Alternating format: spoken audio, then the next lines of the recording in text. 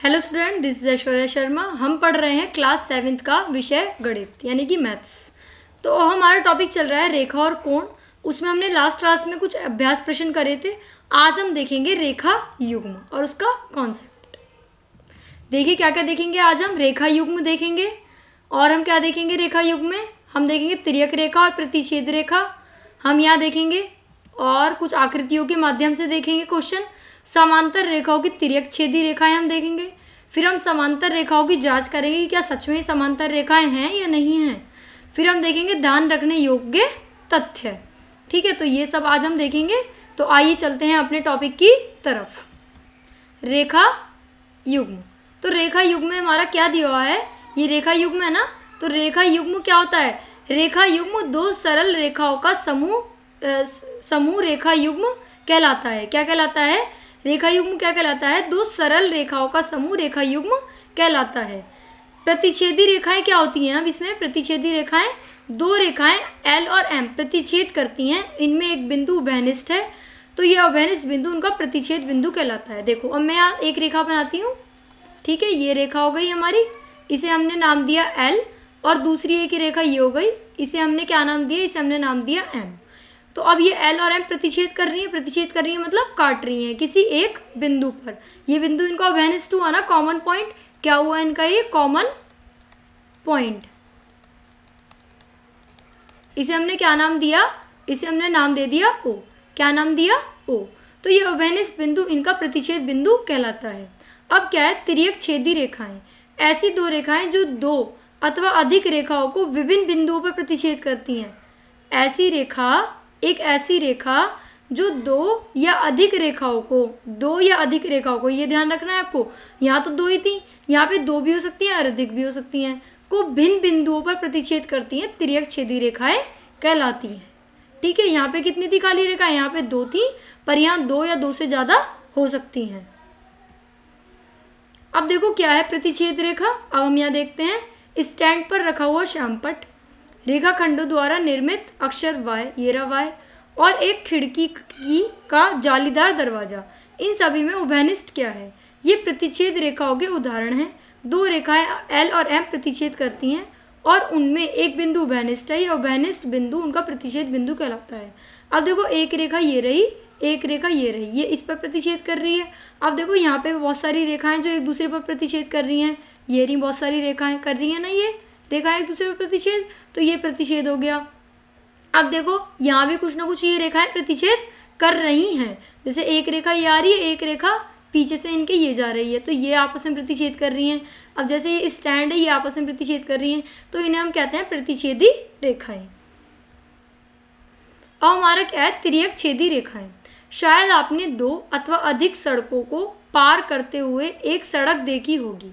जैसे ये सड़कें जा रही हैं, एक सड़क इसे पार कर रही है, एक यहाँ से पार कर रही है एक सड़क इसे, और कोई अन्य रेल पटरियों को पार करते हुए एक रेल पटरी देखी होगी कि रेल पटरियाँ हैं, उन्हें पार करती हुई दूसरी रेल पटरियाँ है ना।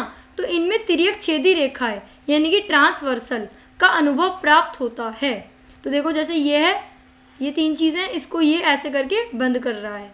तो एक ऐसी रेखा जो दो या अधिक रेखाओं को भिन्न बिंदुओं पर प्रतिच्छेद करे।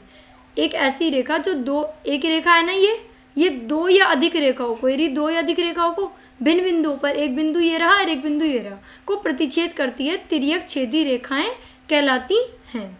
P रेखा L और M को तिर्यक प्रतिच्छेदी रेखा है। अब देखो ये L एक रेखा जा रही है, ये M एक रेखा जा रही है, P रेखा इसे प्रतिच्छेद कर रही है ना, एक बिंदु ये रहा, एक बिंदु ये रहा, तो इसे कहते हैं तिर्यक छेदी रेखाएं। ऐसे ही इन्हें देखो, ये एक रेखा है, ये एक रेखा है, ये P रेखा यहाँ प्रतिच्छेद कर रही है भिन्न बिंदुओं पर, ठीक है ना, L को भी और M को भी, तो इसलिए हम इसे कहेंगे तिर्यक छेदी रेखाएं। अब देखो आकृति 5.24 में आप देखते हैं कि रेखा L और M तिर्यक छेदी रेखा P द्वारा काटी जा रही है। L और M तिर्यक छेदी रेखा P द्वारा। इस प्रकार बनने वाले 1 से 8 तक अंकित कोणों के विशिष्ट नाम लिखिए। अंतःकोण, अंतःकोण कौन कौन से होंगे? जो अंदर की तरफ आ रहे हैं, तो एंगल 3 और एंगल 4 अंदर की तरफ है, 1 और 2 बाहर की तरफ है, और 5 और 6 अंदर की तरफ है, तो अंतःकोण आ गए। बाह्य कोण क्या होते हैं? जो बाहर की तरफ होते हैं, तो देखो एंगल 1 और एंगल 2, एंगल 7 और एंगल 8, ये तो बहुत ईजी था, सिंपल भी था। संगत कोणों के युग्म। अब संगत मतलब जो एक साथ हैं, तो देखो एंगल 1 के साथ क्या है, एंगल 5, ये भी इसी डायरेक्शन में, ये भी इसी डायरेक्शन में है, और एंगल 2 और एंगल 6 सेम डायरेक्शन में है, और एंगल 3 और एंगल 7 सेम डायरेक्शन में, और एंगल 4 और एंगल 8 एक डायरेक्शन में है। तो इन्हें कहते हैं संगत कोणों के युग्म। अब क्या है, एकांतर अंतः कोणों के युग्म। अब ये बताना है एकांतर अंतः कोण। तो देखो ये 3 और 6 एक साथ हैं, 4 और 5 एकांतर भी हैं। एकांतर मतलब अलग एक अंतर, यानी कि एक कोण के अंतर के बाद 3 और 6 और 4 और 5 एकांतर बाह्य कोणों के युग्म। तो एंगल 1 और एंगल 8 और एंगल 2 और एंगल 7। अब तिर्यक छेदी रेखा के एक ही तरफ बने अंतः कोणों के युग्म, एक ही तरफ बने, तो देखो 3 और 5 एक तरफ बन रहे हैं, 4 और 6 एक तरफ बन रहे हैं, ठीक है ना। तो अंतः कोण कौन से होते हैं, अंतः कोण होते हैं जो अंदर की तरफ है, जैसे 3 4 5 6। बाह्य कोण कौन से होते हैं, जो बाहर की तरफ है, जैसे 1 2 7 8। और संगत कोणों के युग्म क्या होते हैं, जो एक जैसी साइड पे हो, जैसे एंगल 1 और एंगल 5, एंगल 3 और एंगल 7, एंगल 2 और एंगल 6, और एंगल 4 एंड एंगल 8। और एकांतर अंतः कोणों के युग्म का क्या होते हैं, जैसे 3 और 6, यानी कि ये अपोजिट साइड में होने चाहिए। इसे हम ये भी कह सकते हैं कि इंटरनल अपोजिट एंगल है, क्योंकि 3 और का अपोजिट 6 है, 4 का अपोजिट क्या है 5 है, ठीक है। अब एकांतर बाह्य कोणों के क्या होंगे, तो एंगल 1 का जो अपोजिट होगा वो एंगल 8 होगा। एंगल 1 और एंगल 7 तो नहीं हो सकता, क्योंकि एक ही साइड में आ रहे हैं, तो इसलिए एंगल 2 का अपोजिट होगा एंगल 7। अब तिर्यक छेदी रेखाओं में एक ही तरफ के बने, तो ये तो ईजी है, 3 और 5, 4 और 6। यहाँ पे इन्होंने बोला था अंतः कोण, इसलिए हमने 3 और 5 और 4 और 6 ही लिए हैं। अब देखो समांतर रेखाओं की तिर्यक छेदी रेखाएं क्या होती हैं। समांतर रेखाओं की तिर्यक छेदी रेखा या तिर्यक रेखा से बहुत ही रुचिकर परिणाम प्राप्त होते हैं। कैसे, कितने परिणाम है, 1 2 3, यानी कि 1 2 एंड 3। तो देखो यदि फर्स्ट पॉइंट पे अब हम आते हैं, यदि दो समांतर रेखाएं किसी तिर्यक छेदी रेखा द्वारा काटी जाती हैं तो संगत कोणों के प्रत्येक युग्म का मान समान होता है। कैसे, दो समांतर रेखाएं ये किसी तिर्यक रेखा द्वारा काटी जा रही हैं तो संगत कोणों के प्रत्येक युग्म का मान समान होता है। अब संगत कोण मैंने आपको यहाँ समझाया था ना, क्या होते हैं संगत कोण। देखो हमने पढ़ा था ना संगत कोण कौन कौन से आए थे, एंगल 1 और एंगल 5 आए थे ना, तो इनका मान समान होता है। जो एंगल 1 का होगा वही एंगल 5 का होगा, ठीक है ना। तो कौन कौन से हुए, एंगल 1 और एंगल 5। अब देखो दो समांतर रेखाएं किसी तिर्यक छेदी रेखा द्वारा काटी जाती हैं तो अंतः एकांतर कोणों का प्रत्येक युग्म समान होता है। तो अब एकांतर कोणों का प्रत्येक युग्म क्या था, पहले वाले क्वेश्चन में देखो एकांतर अंतः कोणों का युग्म 3 और 6, तो इन दोनों का मान क्या होगा, इन दोनों का मान भी क्या होगा हमारा समान। तो एकांतर अंतः कोण यानी कि इंटरनल अपोजिट एंगल। यदि दो समांतर रेखाएं किसी एक तिर्यक छेदी रेखा द्वारा काटी जाती हैं तो तिर्यक छेदी रेखा के एक ही तरफ को बने अंतः कोणों का प्रत्येक युग्म संपूरक होगा। संपूरक मतलब 180 डिग्री का होगा, ठीक है। अब हम आगे देखते हैं समांतर रेखाओं की जांच कैसे करेंगे। यदि एक तिर्यक रेखा दो रेखाओं को काट रही है तो इस कथन की जांच के लिए दोनों रेखाएं समांतर होंगी। यदि कितने पॉइंट है, 1 2 3। तो फर्स्ट पॉइंट हम देखते हैं, जब एक तिर्यक छेदी रेखा दो समांतर रेखाओं को इस प्रकार काटती है कि संगत कोणों के योग समान है तो रेखाएं समांतर होंगी। अब हमें ये देखना है कि वो समांतर हैं या नहीं है, तो हम देखेंगे क्या उनके कोणों के जो मान दे रखे हैं वो समान हैं। अगर वो मान समान है तो रेखाएं भी समांतर होंगी। सेकंड में, जब एक तिर्यक छेदी रेखा दो समांतर रेखाओं को इस प्रकार काटती है कि अंतः एकांतर कोणों का युग्म समान है, यानी कि opposite internal opposite side angle का युग्म। कैसे, ये है ना, ये ऐसे काट रही है तो ये और ये वाला एंगल का युग्म समान है, ठीक है ना। यानी कि अगर ये 30 है तो ये भी 30 हो तो रेखाएं समांतर होंगी।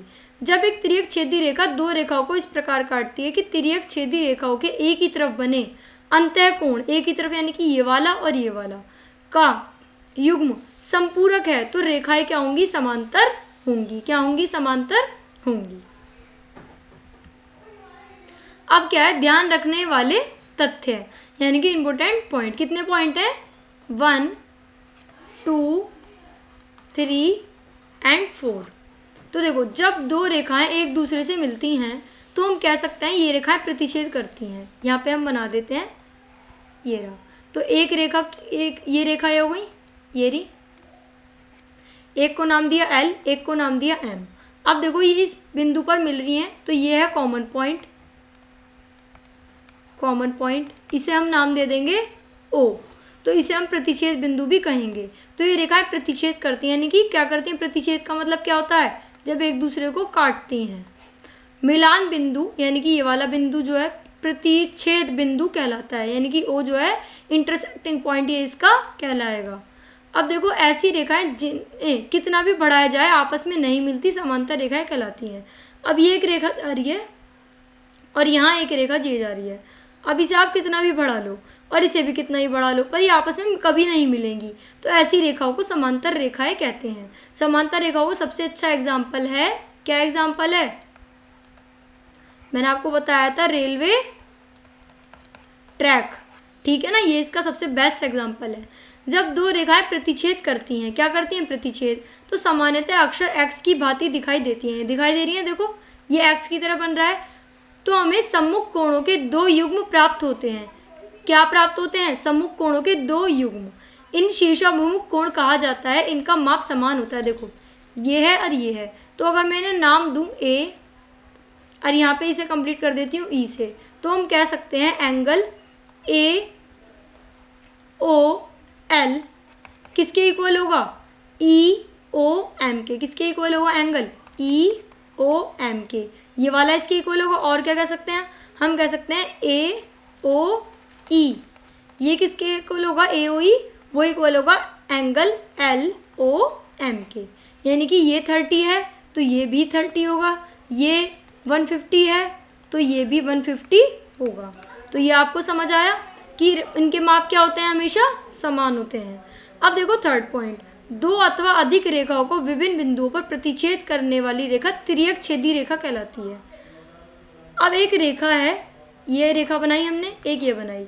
अब ये देखो ये दो या अधिक रेखाओं, यहाँ पे 3 भी आ सकती हैं रेखाएं, पर कोई एक रेखा इसे प्रतिच्छेद कर रही है। जैसे ये रेखा है L, ये AB को प्रतिच्छेद कर रही है एक रेखा, ये CD को भी प्रतिच्छेद कर रही है और ये EF को भी प्रतिच्छेद कर रही है। तो देखो इस लाइन को पढ़ो, दो या अधिक रेखाएं, तो 1 2 3, दो या अधिक रेखाएं को विभिन्न बिंदुओं पर, यानी कि 1 2 3, 3 बिंदुओं पर प्रतिच्छेद करने वाली तिर्यक छेदी रेखा कहलाती है। तो यहाँ पर L को हम कह सकते हैं कि L हमारी तिर्यक छेदी रेखा है। अब देखो फोर्थ पॉइंट, एक तिर्यक छेदी रेखा आरेख से विभिन्न प्रकार के कोण बनाती है। क्या बनाती है, विभिन्न प्रकार के कोण। तो अब what did we learn today, हमने सीखा कि जब दो समांतर रेखाएं होती हैं तो वो कभी भी एक दूसरे पर आगे चल के भी नहीं मिलती। इसका सबसे बेस्ट एग्जाम्पल मैंने आपको बताया था, वो था हमारा रेलवे ट्रैक। क्या एग्जाम्पल था, रेलवे ट्रैक। और हमने क्या सीखा था, और हमने सीखा है कि तिर्यक छेदी रेखा क्या होती है।